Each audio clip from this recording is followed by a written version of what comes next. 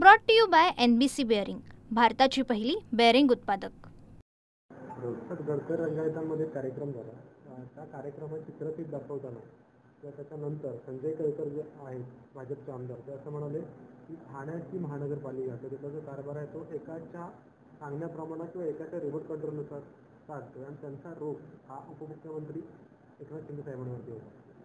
त्यांचा रोग जर एकनाथ शिंदे साहेबांवर आहे तर त्यांनी स्वतः एकनाथ शिंदे साहेबांना भेटलं पाहिजे, कारण त्यांच्या विजयामध्ये देखील एकनाथ शिंदे साहेबांचा सिंहाचा वाटा आहे।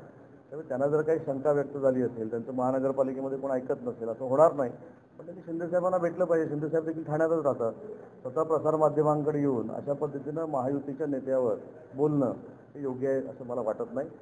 आजही ते ठाण्यामध्ये राहतात, ठाण्यामध्ये ते शिंदे साहेबांना भेटू शकतात आणि शिंदे साहेब हे सर्वसामान्यांचं नेतृत्व आहे। त्याच्यामुळे ती जर व्यक्ती सर्वसामान्य माणसाला भेटत असेल तर आमदारांना नक्की भेटू शकतात, परंतु त्यांनी कुठच्या तरी एखाद्या गोष्टीचा बाऊ करून एकनाथ शिंदे साहेबांना टार्गेट करणं योग्य नाही।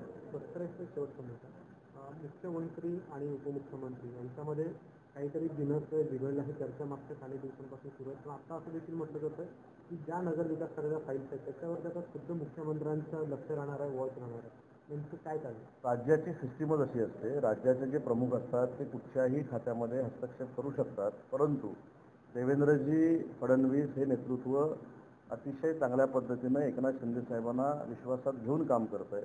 एकनाथ शिंदे साहेब ज्यावेळी मुख्यमंत्री होते त्यावेळी देवेंद्रजींना विश्वासात घेऊन काम करत होते। परवा देखील रात्री माननीय देवेंद्रजी फडणवीस एकनाथ शिंदे साहेबांची फार वेळ बैठक देखील झाली महाराष्ट्राच्या विकासासाठी। त्याच्यामुळे तुम्हाला जी काही सूत्रांकडनं माहिती मिळते त्याच्यामध्ये काहीही तथ्य नाही। महाराष्ट्र राज्याचे मुख्यमंत्री देवेंद्रजी फडणवीस आणि तत्कालीन मुख्यमंत्री आणि विद्यमान उपमुख्यमंत्री एकनाथ शिंदेमधलं बाउंडिंग हे अतिशय चांगला आहे आणि त्यांनी स्वतःहून सांगितलेलं आहे की तो फेविकॉल का जोड आहे, तुटेगा नाही म्हणून। तर त्याच्यावर जास्त चर्चा करण्याची काही आवश्यकता असं वाटत नाही।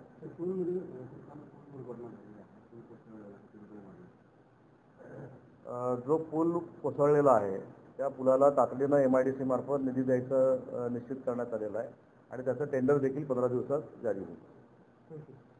Brought to you by NBC bearing, भारताची पहिली बेअरिंग उत्पादक।